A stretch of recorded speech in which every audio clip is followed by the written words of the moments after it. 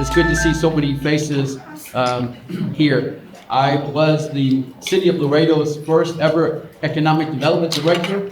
I was hired in 2019, and it was a really good experience for me, and I learned a lot and made some really, really good friends and have long-standing relationships. So it's good to see all of you here in front of me as the leadership of Laredo and this event moving on. And I want to thank the Laredo EDC for putting on such a really good event.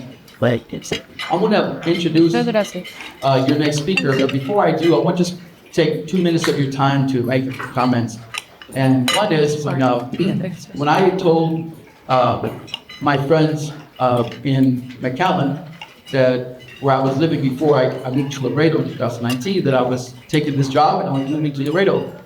And several people said, you've got to find out what Laredo's doing because they are kicking our butt over there. And I was like, okay, yeah, I'll check it out. And so when I got here, people looked at me with a jaundiced eye because I'm from the Valley. And they said, look, you're from the Valley.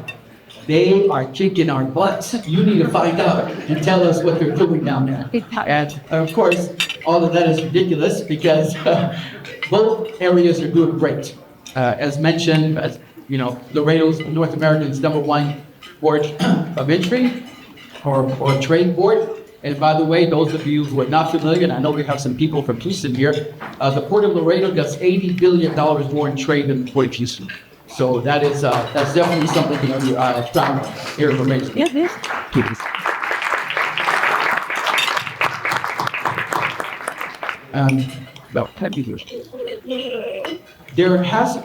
Our speaker is going to talk about North American integration and some other things that are on his mind that he's going to message to us.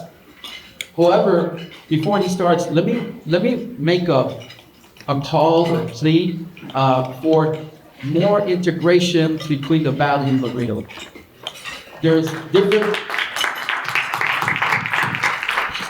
are different assets in the Valley and Laredo. We know what Laredo does. We know what the Valley does. Adam is here and his team, are here and as part of COSTEP that represent both areas in their trade group. But we both really do a lot of good in our different ways. And you've heard many people say over the last years we compete as regions, as in Texas and Northern Mexico and the border, but we really do. Jerry and I have did so many meetings together where that is preached constantly, and it's true. We have a golden opportunity between the two regions in Northern Mexico to really move this area forward in all aspects: education, job training, job creation, investment, trade, etc. So I make that request, and hopefully that is in your meetings and your language that you use with your groups to make that thing, because I really do think this is the golden hour for these regions and a pivotal time for us with more bridges and other things that are coming forward to us. And by the way, the mission also has a bridge taking on cargo responsibilities beginning this spring. So we're in that same boat too. So thank you very much for listening to my quick remarks. And now we come to the feature part of the show. It's my honor to introduce John Brooks, Executive Vice President and Chief Marketing Officer at Canadian Pacific, Kansas City. You remember the merger, that little thing that happened not too long ago? That is a big deal, and we're happy to have John here. And Executive Vice President and Chief Marketing Officer for CPKC, Mr. Brooks is responsible for CPKC's business units and leads a group of highly equal sales and marketing professionals across North America. He is responsible for strengthening partnerships with existing customers, generating new opportunities for growth, and enhancing the value of the company's service offerings, and developing strategies to optimize the CPKC book of business. With more than 25 years in the railroading business, Mr. Brooks brings a breadth of experience to the CMO role that is pivotal to CPKC's growth and success. Previously, he served as the Executive Vice President and Chief Marketing Officer at Canadian Pacific. Throughout his sales and marketing career, he has held senior responsibilities in all lines of business, including coal, chemicals, merchandise, product, grain, and oil. He began his career in railroading with Union Pacific and later helped establish the I&M Welding, which was purchased by Dakota, Minnesota, and Eastern Railroad in 2002. Mr. Brooks was Vice President of Marketing at the DM&E prior to being acquired by CP in 2007. John's deep expertise and forward-thinking strategies continue to shape the future of rail transportation and play a pivotal role in CPKC's growth and success. He's probably also a Kansas City Chiefs fan by now, is my guess. But either way, please join me in welcoming John Brooks to the stage. Thank you.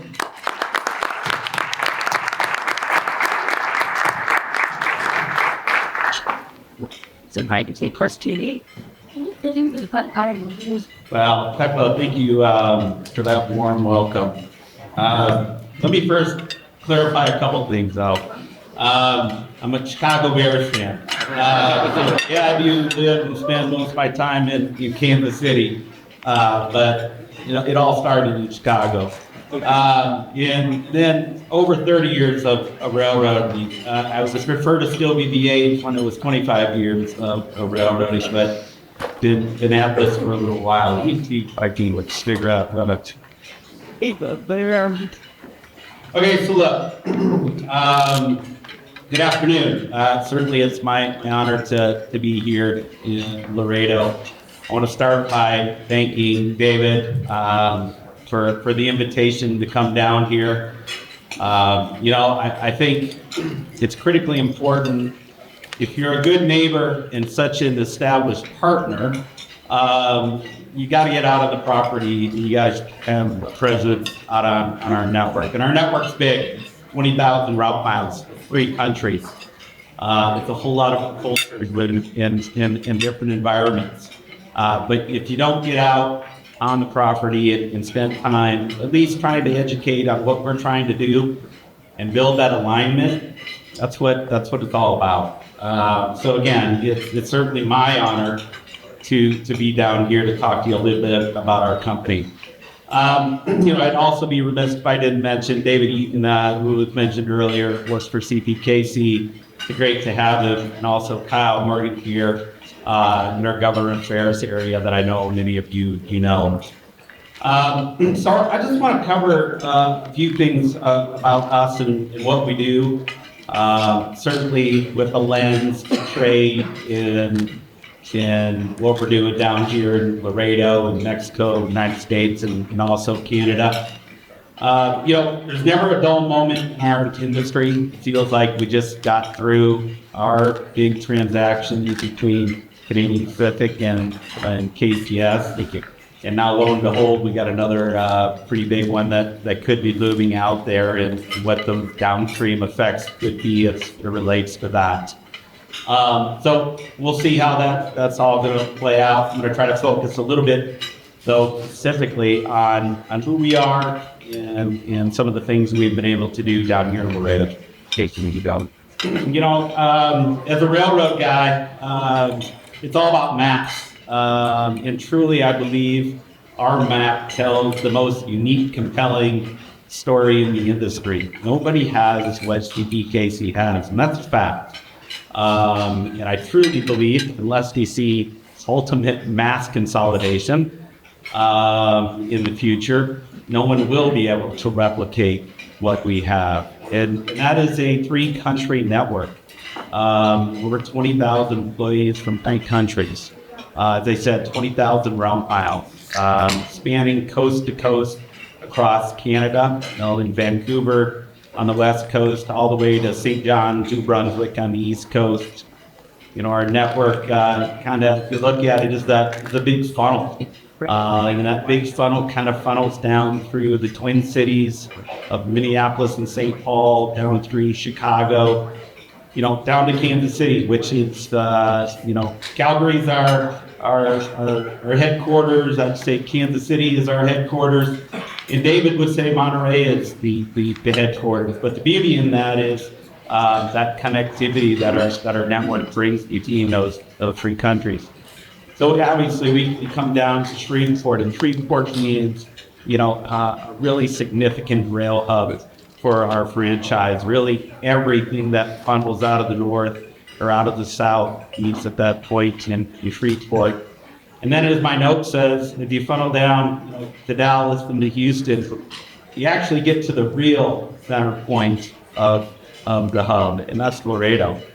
And I say that because, interestingly enough, if you look at the entirety of this network and you truly understand the volume of freight that's moving through all these various centers, there's no more freight that moves through this location than anywhere else through the network. There's a massive amount of business that flows through this region and will continue to flow through this region into the future. And I think that's a testament to everybody that's in the room, certainly all the leaders well before CPKC, but a testament to all the hard work to develop what Laredo has become, and certainly the importance it plays for our network. Maybe just a couple other things about this network, if you think about it. It's not only a national rail system, it's really about connectivity to ports across the country and fostering that import-export trade. It's about how we're finding solutions, and I think Laredo plays a big part of this in the transload world, to find ways to bring those shippers that maybe don't have connectivity directly to our network, to bring a solution to them, to bring a competitive option to them. It's about warehousing, it's about trucking solutions, about that full transportation package that we can provide that will foster particularly trade that runs north-south on our network. Well, I said Laredo being, maybe one of our single biggest hubs. Just put this in perspective. 20% of all the rail business we do on our network, and at last count, I'm going to say this is about 650,000 units a year flow through Laredo. And that's either because it terminates here, it traverses through here, or it originates in this area. And if you look at the growth plans, certainly, regardless in my beliefs of where we stand relative to tariffs into the future, it doesn't change the thesis that a North American trade is good for us all. And that does not change my beliefs in terms of what the business opportunities and growth opportunities are for this region. I think I heard somebody mention earlier, $340 or $339 billion of trade value in 2024 through this region. I can tell you, we don't take that lightly. We understand the role we have to play in that part, and the role we have to play to make that highly efficient for this region. I also heard one of the earlier presentations, there was a discussion around branding. How do we take this region and brand it? And I'll tell you how we think about branding Laredo in this gateway. We kind of call it our Laredo advantage. And you think about that, and it's like, well, what is the advantage? What are those key characteristics? And honestly, when we go to market and we sit down with a client, this is what we tell them. We tell them, number one, if you want to go to Laredo, if you want to partner in Laredo, if you want to be in this region, you got a pro-business environment to do it. You don't have that everywhere. And I tell you, we deal with a lot of communities across, again, 3 different countries and frankly, globally. You don't have that everywhere. So that's an advantage. Number 2, you got a rail network. I'll say we thank you for that. But you also got a rail network that, again, is unique and unparalleled. Nobody else can offer customers the movement of goods, the seamless connection across the border. And that matters more than ever today. It matters in the context of certainly service and getting goods from A to B, but it matters in the context of security and all the other things that certainly have been more brought to light over the last few years relative to our borders. So we take pride in that direct connectivity and the efficiency that seamless border, or making the border as seamless as possible, brings. I think the other area of room to grow. I'll talk a little bit about the new bridge here in a minute, but certainly that second bridge effectively doubles the capacity for our rail network. They're in and out of Mexico. The other area is security. State-of-the-art technology at the border to make sure 100% of all the products going across the border are able to be scanned and identified. Again, if you think about the criticalness of efficiency and ongoing growth, every minute matters. It matters if you're stopped at a crossing. It matters for your shipper. It matters for us to the use of our assets. We want a border in a system at the border that is able to keep the most amount of efficient traffic moving 24 hours a day. I was up at the bridge this morning for a while and talking with the operating team up there. And, as an example, they moved 24 trains yesterday across 2 bridges. That's a lot. 1 hour, right? That's a lot of freight. But the capabilities and honestly the growth that is being enabled by this group in this territory, will even call for more efficiency to be needed into the future as that volume continues to build cross borders. And I would say 2 other points maybe as I think about Laredo Advantage. The ability for us to use international fruits is critically important. That is critically something that we'll continue to push and utilize.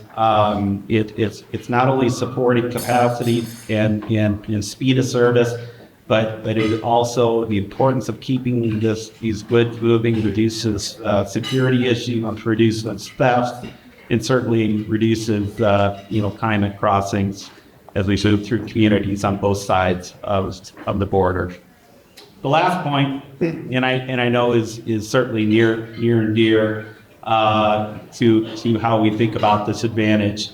It's about the investment, and if we think about investment, whatever it's in, it's usually a multifaceted approach. It's usually not one way. It takes partnerships. It takes a lot of trust. But I would say we feel really good about where we sit today relative to what we want to invest, and certainly the partners, many of you in the room, that we'll be investing with to, again, continue to harden this infrastructure as we see growth in the future. So the Patrick J. Oppenheimer Bridge, I know many of you probably knew Pat in the past, is a great feat. It's a great testament to KCS legacy in the past. We just had the opportunity to kind of take it over at the end. But had 1,100 feet of new steel and concrete ties, dual tracks. As I mentioned, 100% CPKC donated custom border control, the latest technology in terms of the MACIS system and the scanning system. You got 4,500 feet of new track that bridge brings. And obviously over $100 million investment. As I talk to the operating team, though, that investment is only as good as sort of the investment then that sort of builds out from the bridge. Whether it be ultimately as we work down in Mexico or up into Texas and ultimately further onto our network. Now, the other area I'll mention in terms of investing, and I should probably turn the slides a little bit, but is border security. I mentioned that we did donate the next gen VACUS machine, and with the goal of, again, us wanting to ensure that every car that comes across that bridge is scanned and inspected and done in the most efficient way. But more recently, we're relocating our police force into Laredo here. So we just recently built a new office building for our police force, not only the officers, but the K-9 unit that we have. So that's located in our terminal over in Laredo. The last point I'll make, and obviously I know these issues are near and dear to every community we operate through, is partnership with the FRA, the city, the state, around ongoing efficiency for road crossings, in what we can do to whether it's grade separations or safety infrastructure, how we can use CRISI grants, how we can use all the tools in the toolbox collectively to try to make our routes in movements through every community we operate, not unique to Laredo, but everywhere we operate through, as seamless and safe as possible. If you do all those things and that's momentum builds, what we've seen transpire the last 2 years since we've taken control of KCS is industry-leading growth. In obviously, with the recent announcements of UP wanting to acquire the NS and in other things that are probably transpire from that, a lot of those, and certainly our combination, was hinged on the ability to grow, to drive a return to the shareholder, to create a product that is unique that the industry wants to use. And I do want to comment on a little bit about that, because there's a couple products that, again, really depend on efficient operations through Laredo. And it's really our two intermodal products that we've launched. One we launched day one of our combination. We call it our Mexico Midwest Express. It's basically a hotshot train that originates in San Luis Potosí, SOP down in Mexico, and terminates up in Chicago. And it runs each direction every day. It is designed to compete directly against a single driver truck. So currently we're able to launch out of SLP, land in Chicago, and deliver to a customer in 4 days. That's a lot of distance traveled and become a really strong product for us. So it's really the product that anchors the backbone of what I would consider this North American network is. It is the poster child for what good looks like in terms of rail operations. And just recently, we've taken that concept, we've added a bolt-on to that.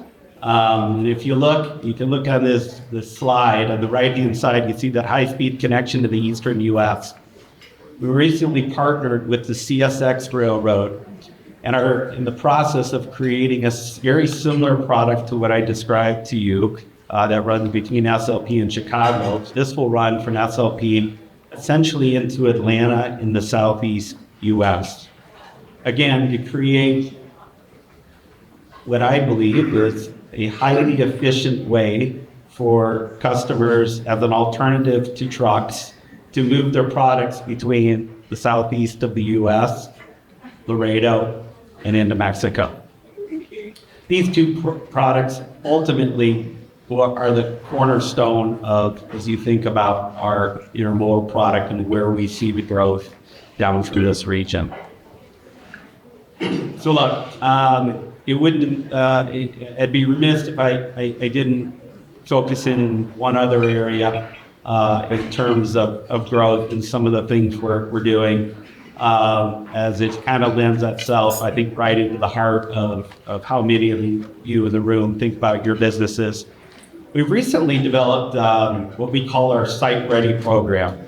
And the truth be told is the founding fathers of Canadian Pacific Railroad, the KCS Railroad, the railroad in Mexico, also acquired a lot of land. So we are blessed with a lot of land assets, and I think having those land assets also lends us to a responsibility to figure out how we take and package those land assets and present those to the folks like yourself, the business community out there, the folks looking to expand, the folks looking to attract customers and manufacturing into a region. What can we bring to the table in terms of our land assets to not only help get businesses placed into your territory and region, but also the benefit of getting them placed into a territory or region and having the connectivity to our rail line, which I think we believe is a critical component, particularly as you think about the products that want to move out of this region, Mexico, U.S., and certainly through Canada. So we've launched that site. It's really designed to be sort of a ready-made, once we have an opportunity, all the engineering, design, plans, work, operational plans completed. So it's as much sort of packaged up, ready to go as you can be in terms of economic development when it comes to a greenfield land project. So look, I was told to leave a little time at the end for questions. So maybe I'll just wrap up here. So look, I appreciate the opportunity to come down and meet many of you. It's the first time I've met many of the folks in the rooms. Again, I would tell you as a steward of the communities we operate through, and that I do believe to be a good neighbor, you have to be present, you have to be willing to listen, you got to be able to compromise, you got to be able to work things out, and you got to get aligned on growth, and that's ultimately important to us at CPKC. As we all, I think, enter this new era in trade, I don't know, maybe it's back to the future. It's really hard to tell. We want to anchor it on a few things. We want to anchor it on being secure, safe, efficient, and have the infrastructure in place for growth. And that's sort of the bottom line. I'm going to talk to our board in 2 weeks, and we're going to lay out our growth plan and thoughts around these future mergers. But those key principles that I just said will be the backbone of how I lay out what our growth plan is for years to come. So I appreciate the support, appreciate the leadership in this room.